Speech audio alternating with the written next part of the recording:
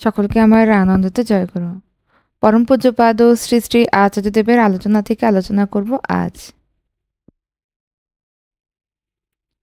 বহুশ্রুত সাধু হওয়ার গল্পটি বলছেন প্রসঙ্গত।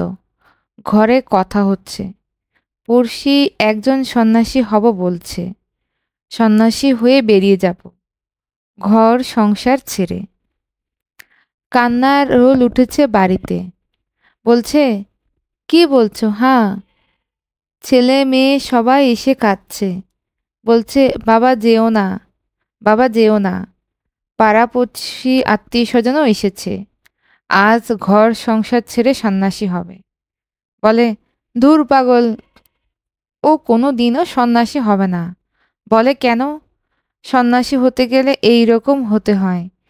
এই বলে কাঁধে গামছাটা ফেলে বেরিয়ে গেল।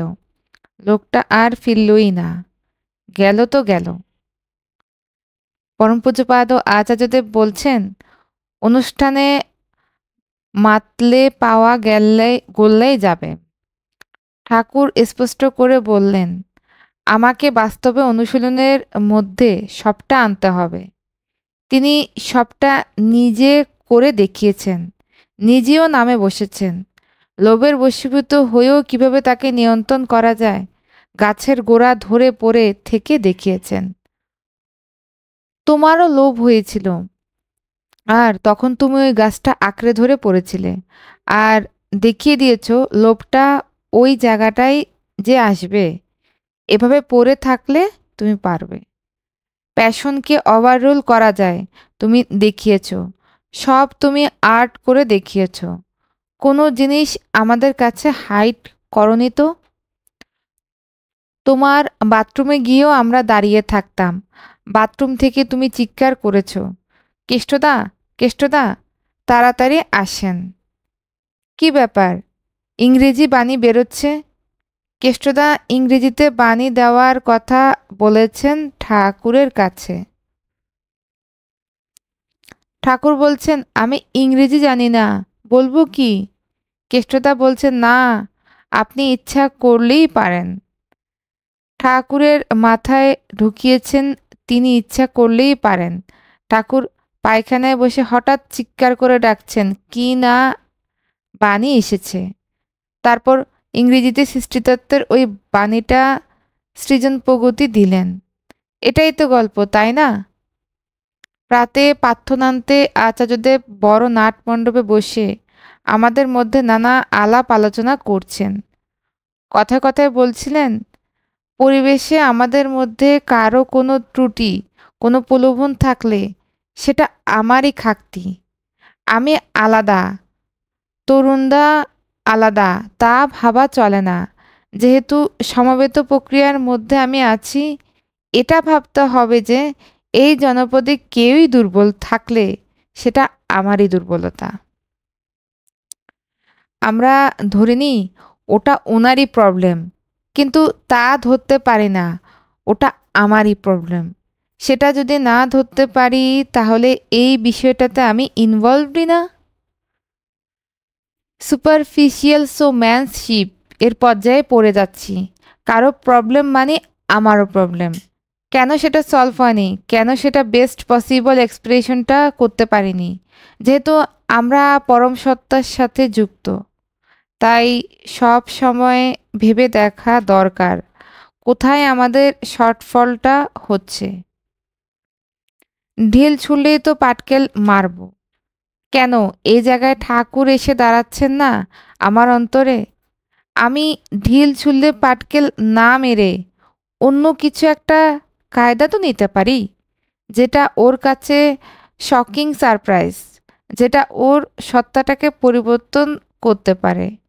যখন এনিমিকে আমি ডিফেন্ড করে তার সাথে সবচেয়ে শত্রুতা করতে পারি। কোথায় আমাদের শর্টফল হচ্ছে, কোথায় আমাদের প্রোগ্রামিংয়ে প্রবলেম আছে, তা ভেবে দেখা দরকার। ৬০ থেকে ৭০ বছর ধরে একটা প্র্যাকটিসের মধ্যে আছি। কত সঙ্গ করেছি, কত দেখেছি। আমার শর্টফলটা হচ্ছে সবচেয়ে বড় প্রবলেম। ওর শর্টফলটা প্রবলেম নয়, অথচ আমরা সব সময় ভাবি ও এটা করেছে, ও এটা করেছে। ওটা প্রবলেম না। আমি আমার প্রবলেমটা নিয়েই ভাবছি। ব্যক্তি হিসেবে আমার যেটা শর্টফল আছে সেটা আমার প্রবলেম। তিনি ভাবাবেগে বলে যাচ্ছেন। তখন ডাক্তার স্বপনদা কিছু বলতে ব্যগ্রতা প্রকাশ করলেও তিনি তাতে মন না লাগিয়ে বলেন, "আমি যেটা বলতে চাচ্ছি, আমি বিষয়টা ডিভাইডেড করতে চাইছি না। কোথায় প্রবলেমটা, আমার প্রবলেমটা আমি কেন ডিটেক্ট করতে পারছি না? মুকুলদা আমাকে গালাগালি দিচ্ছে, সেটা প্রবলেম না। কিন্তু কী সিচুয়েশনে উনাকে ইনস্টিগেট করছে গালাগাল দিতে, সেটা নিয়েই আমি ভাবছি।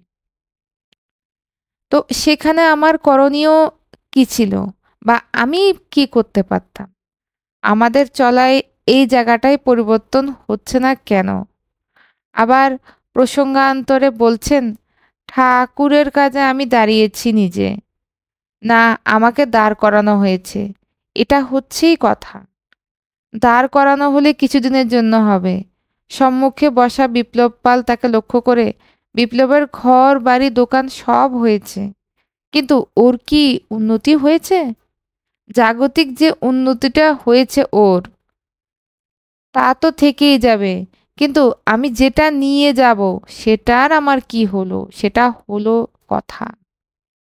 স্বপনদা ডাক্তারকে লক্ষ্য করে, "অনেক কিছু কামাই করেছেন, ছেলেমেয়ে এস্টাবলিশড হয়েছে, ঠিক আছে, কিন্তু স্বপনদার স্পিরিচুয়াল জার্নিটা এক্সপ্যান্ডেড হয়েছে কিনা এবং সেটাতে উনি স্টে করতে পারছেন কিনা, এই পরিবেশে উনি ইন্সপায়ার্ড থাকছেন কিনা, বাড়ি গিয়ে স্বপনদা কি এই রকম থাকছেন না অন্য রূপ নিচ্ছেন, সব জায়গায় স্বপনদা একই রকম অ্যাক্ট করছেন, খালি এখানে ধুতি পরা অবস্থায় বসে আছেন?"